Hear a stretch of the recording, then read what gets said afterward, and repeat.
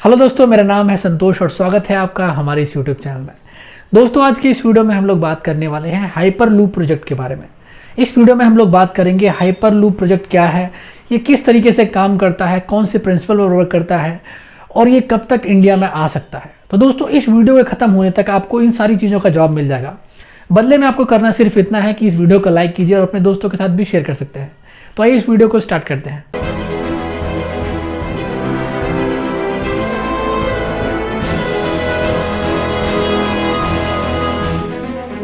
तो दोस्तों, आपने अपनी कॉलेज के दिनों में मैग्नेटिक लेविटेशन का प्रोजेक्ट जरूर पढ़ा होगा। मैग्नेटिक लेविटेशन में होता क्या है, अगर आप नॉर्थ पोल को नॉर्थ पोल के साथ मिलाते हैं या फिर साउथ पोल के साउथ पोल को मिलाते हैं किसी भी मैग्नेट के, तो वो करीब नहीं आते हैं, वो विपरीत दिशाओं में भाग जाते हैं। इसी प्रकार से अगर उनको चिपकाना हो तो आपको नॉर्थ के साथ साउथ पोल को मिलाना होगा, तभी मैग्नेट चिपक पाती है। बचपन में भी आपने ये काफ़ी खेल देखा होगा, आपने कोई मैग्नेट लेकर उसके साथ ये जरूर एक्सपीरियंस किया होगा। तो हाइपर लूप में क्या होता है, हाइपर लूप में कुछ सेम सिद्धांत यहाँ पर भी काम कर रहा होता है। वहाँ पर एक पॉड के अंदर, एक बड़े से लूप के अंदर वैक्यूम क्रिएट किया जाता है, उसकी सारी हवा को खींच ली जाती है। एटलीस्ट 90% हवा को उसके अंदर से निकाल दिया जाता है। तो दोस्तों, धरती के किसी भी कोने में चले जाइए, आप आकाश में चले जाइए या फिर पानी के सतह पर आप ट्रैवल कर लीजिए, जो भी आप वाहन यूज़ कर रहे होंगे उस पर एक फ्रिक्शन और एक एयर ड्रैग जरूर लग रहा होगा। तो दोस्तों, यहाँ पर हाइपर लूप हमें आज़ादी देता है एक 5वें ट्रैवल मोड को ट्राई करने के लिए, जिसमें फ्रिक्शन और एयर ड्रैग को बिल्कुल नाममात्र स्थिति तक कम कर दिया गया है। यूजुअली इसमें होता क्या है कि आप ट्रैवल कर रहे होते हैं एक वैक्यूम में।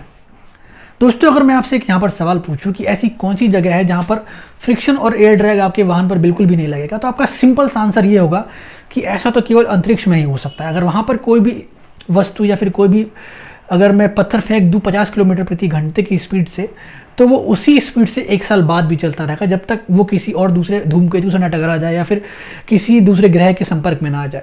तो दोस्तों, इसी चीज़ को यहाँ पर पूरी तरीके से इम्प्लीमेंट किया जाता है हाइपर लूप के अंदर। यहाँ पर 90% तक वैक्यूम क्रिएट किया जाता है एक बहुत बड़े लूप के अंदर, जिसमें आप एक ट्रैवल करते हैं एक कैप्सूल के अंदर।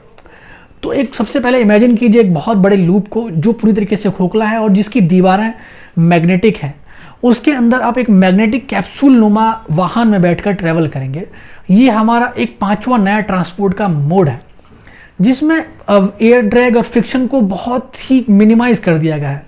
बड़े बड़े इलेक्ट्रॉनिक उपकरण का इस्तेमाल करके लूप के अंदर से 90% तक हवा खत्म कर दी जाती है, उसमें 90% तक वैक्यूम क्रिएट किया जाता है, जिसके बाद आप उस पॉड में ट्रैवल करते हैं।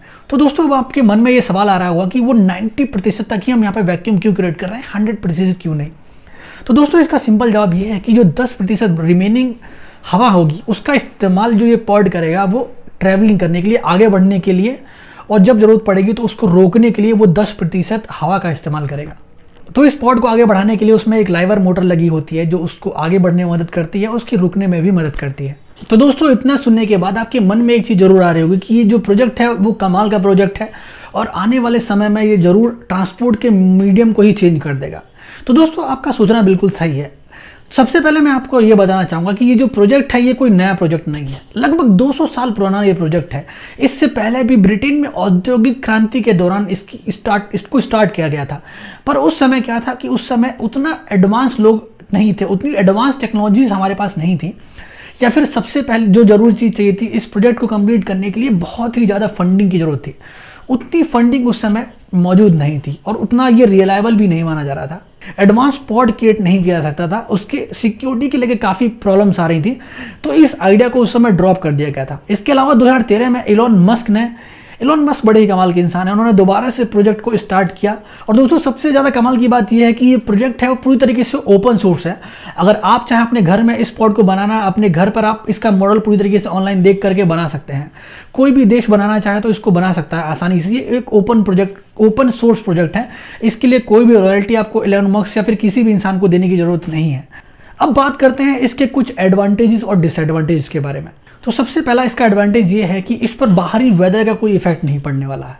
जब भी आप ट्रैवल कर रहे, देखिए दोस्तों, जब आप ट्रैवल करते हैं प्लेन में या फिर आप ट्रैवल करते हैं ट्रेन में, बस में या फिर पानी के जहाज में, तो इन पर बाहरी वातावरण का बहुत असर पड़ता है और यहाँ पर एक आप ट्रैवल करेंगे, एक लूप के अंदर ट्रैवल करेंगे, उसके भी अंदर आप एक पॉड के अंदर ट्रैवल करेंगे।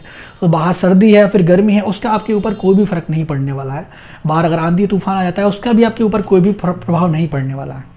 दूसरा इसका फ़ायदा ये होगा कि इससे कोई भी एनिमल हार्म नहीं होगा। Animal harm in the sense कि आपने देखा होगा कि अक्सर जो रेलवे की लाइनें जो जंगलों में से होकर जा रही होती हैं, वहाँ पर अक्सर ऐसा होता है कि जंगली जानवर कट जाते हैं, हाथी कभी कभी टकरा जाते हैं ट्रेन से, तो काफ़ी ज़्यादा जंगली जानवरों को नुकसान हो जाता है। और यहाँ पर ऐसा बिल्कुल भी नहीं होगा। जो एक ट्रैवलिंग का जो पैसेज है वो बिल्कुल सिक्योर होगा, सेफ होगा। यहाँ पर कोई भी एनिमल हार्म नहीं होने वाला है।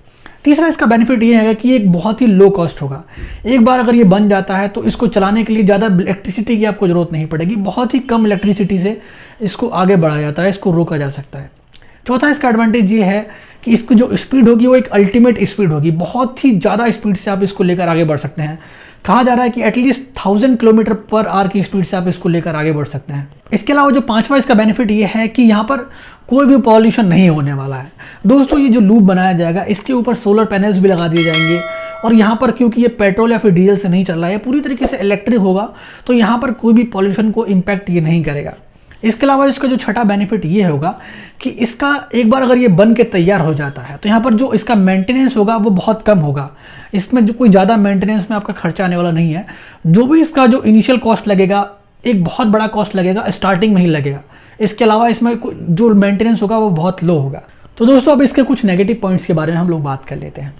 तो दोस्तों सबसे पहला नेगेटिव पॉइंट ये है कि ये एक बहुत ही कॉस्टली प्रोजेक्ट है। इसको स्टार्ट करने के लिए आपको स्टार्टिंग में काफ़ी ज़्यादा फंड की जरूरत पड़ेगी। ये बात बिल्कुल सच है कि स्टार्टिंग में आपको ज़्यादा फंड देना पड़ेगा, उसके बाद इसका मेंटेनेंस या फिर उसमें आपका कम खर्चा आएगा, पर स्टार्टिंग में आपको एक बहुत बड़े फंड की जरूरत पड़ेगी।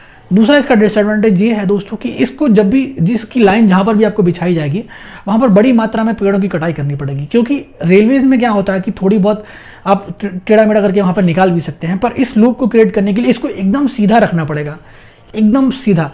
तो एकदम सीधा रखने के लिए आपको क्या होगा, उसके अकॉर्डिंग आपको वहाँ पर लैंड भी चाहिए होगा। आप रास्ते में जो पेड़ पड़ेंगे उनको भी काटना पड़ेगा, पर वो एक कोई बड़ा डिसएडवांटेज नहीं कह सकते हम, क्योंकि अगर मान लीजिए पेड़ कुछ काटे जा रहे हैं साइड से, तो साइड से हम और पेड़ लगा भी सकते हैं। तो अब बात करते हैं इसके तीसरे नेगेटिव पॉइंट की। तीसरा नेगेटिव पॉइंट दोस्तों इसमें ये है कि आप इसमें एक लो प्रेशर पर ट्रैवल कर रहे होंगे, एक लूप के अंदर, एक वैक्यूम के अंदर यहाँ पे आप ट्रैवल कर रहे होंगे। तो अक्सर ऐसा होता है, प्लेन में भी ये चीज़ देखने को मिलती है कि ज़्यादा जब हाई एल्टीट्यूड पर आप ट्रैवल कर रहे होते हैं या फिर अंतरिक्ष यान में जब आप ट्रैवल कर रहे होते हैं तो आपके हाथ पैर झिझनाने लगते हैं, फिर आपका थोड़ी सी ब्लड प्रेशर ऊपर नीचे होने लगता है। तो एक बहुत ही कॉमन सिनेरियो है जो अक्सर देखने को मिलता है। तो दोस्तों बात करते हैं इसके फोर्थ नेगेटिव पॉइंट की। इसमें ट्रैवल करने के लिए आपको एक पॉड ही मिलेगा। एक पॉड में लगभग 20 से लेकर 25 यात्री ही एक बार बैठ पाएंगे। तो अभी तक जो डिज़ाइन किया गया है वो शायद 23 या फिर 28 यात्रियों तक का एक पॉड है जिसमें कि आप ट्रैवल कर पाएंगे। तो दोस्तों ये भी एक तरीके से कोई लिमिटेशन नहीं है, क्योंकि जब ट्रेन स्टार्टिंग में स्टार्ट हुई थी तो उसमें भी 1-2 डब्बे हुआ करते थे, बाद में उसको और भी ज़्यादा मॉडिफाई करके उसमें ज़्यादा डब्बे हो गए हैं। तो हम ये कह सकते हैं कि समय के साथ साथ इसमें कुछ अपग्रेड्स आएंगे या फिर बदलाव आएंगे, तो ये लिमिटेशन ये आगे जाकर खत्म हो जाएगी। तो दोस्तों बात करते हैं अपने पांचवें नेगेटिव पॉइंट के बारे में। जो पांचवा सबसे बड़ा नेगेटिव पॉइंट है जो सुरक्षा को लेकर है, वो ये है कि दोस्तों क्योंकि इसका जो रास्ता होने वाला है बहुत ही सीधा होने वाला है। अक्सर ऐसा होता है कि पृथ्वी पर कहीं ना कहीं भूकंप आता रहता है। अगर ये भी यहाँ पर चिंता जताई जा रही है कि मान लीजिए जब भी आप इसमें ट्रैवल कर रहे हैं, क्योंकि इसकी स्पीड हमेशा बहुत ज़्यादा होती है, 1000 किलोमीटर पर आवर तक इसकी स्पीड हो सकती है। अगर इतनी स्पीड से आप इसमें ट्रैवल कर रहे हैं और सतह पर अगर भूकंप आ जाता है और आपका लूप जरा सा भी टेढ़ा मेढ़ा हो जाता है तो उस समय एक बहुत बड़ी दुर्घटना हो सकती है। तो ये भी एक सुरक्षा के तहत देखा जाए तो एक बहुत ही बड़ा डिसएडवांटेज है। तो दोस्तों अब एक नज़र डाल लेते हैं इसके मैन्युफैक्चरर के बारे में और ये इंडिया में कब से आ सकता है। तो दोस्तों ये वर्जिन हाइपरलूप को बनाने वाली कंपनी का नाम है वर्जिन हाइपरलूप। ये कंपनी ओन करते हैं इलोन मस्क। इलोन मस्क की काफ़ी सारी कंपनियां हैं, स्पेस एक्स, टेस्ला, उन्हीं में से एक कंपनी वर्जिन हाइपरलूप भी है, उन्हीं का ये प्रोजेक्ट है। तो दोस्तों इंडिया में इसको मुंबई से लेकर पुणे तक इसकी लाइन बिछाई जाने वाली थी, जो कि देवेंद्र फर्नांडिस की सरकार थी इससे पहले महाराष्ट्र में। उन्होंने इस प्रोजेक्ट पर साइन किया था, उन्होंने इस प्रोजेक्ट को पास किया था और ये मुंबई में आने वाला था। पर उसके बाद मुंबई की सरकार चेंज हो गई, वहाँ पर अब शिवसेना की सरकार आ गई है और उन्होंने इस प्रोजेक्ट को अभी पोस्टपोन कर दिया। उन्होंने पोस्टपोन इसको इसलिए कर दिया है क्योंकि सबसे पहले ये बहुत ही ज़्यादा कॉस्टली प्रोजेक्ट है और इसके अभी ज़्यादा ट्रायल्स नहीं हुए हैं। हालांकि वर्जिन हाइपरलूप जो कंपनी है वो अपनी तरफ से ये दावा कर रही है कि उन्होंने ऑलरेडी 500 से ज़्यादा ट्रायल रन्स कर लिए हैं, बट अभी भी इंडिया इसको अडेप्ट नहीं करना चाह रहा है, क्योंकि इंडिया पहले चाहता है कि बाकी की कंट्रीज़ को अपने देश में लगा लें और वहाँ पर काफ़ी सारे सक्सेसफुल रन होने के बाद इंडिया में ये दोबारा से आ जाए।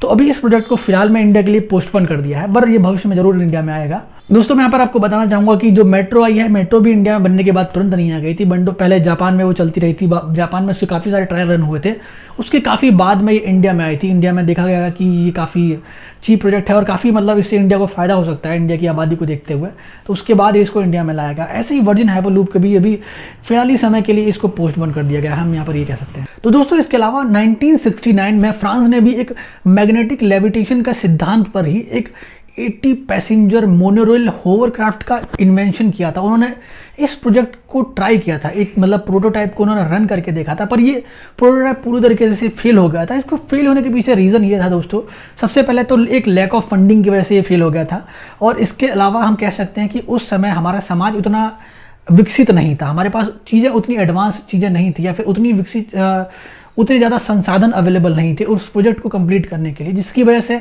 1977 में उस प्रोजेक्ट को बंद कर दिया गया। पर इसके विपरीत दोस्तों अभी चीज़ें काफ़ी ज़्यादा बदल चुकी हैं। अब हमारा समाज काफ़ी ज़्यादा डेवलप कर चुका है, हमारे पास काफ़ी ज़्यादा एडवांस कंप्यूटर्स हैं जिनकी मदद से हम ऐसे सिमुलेशन क्रिएट कर सकते हैं जो कि बिल्कुल बाहरी वातावरण से मिलते जुलते हैं, और उन पर हम टेस्ट रन करके देख सकते हैं कि ये जो प्रोजेक्ट है वो बाहरी वातावरण में कैसा काम करेगा। तो आज के इस वीडियो में बस इतना ही दोस्तों, और आशा करता हूं कि इस वीडियो में दी गई जानकारी आपको अच्छी लगी होगी। अगर आपको ये वीडियो पसंद आया तो इसको लाइक कीजिए, अपने दोस्तों के साथ भी आप इसको शेयर कर सकते हैं। Thank you for watching, this your host Santosh signing off. Have a good day, bye bye.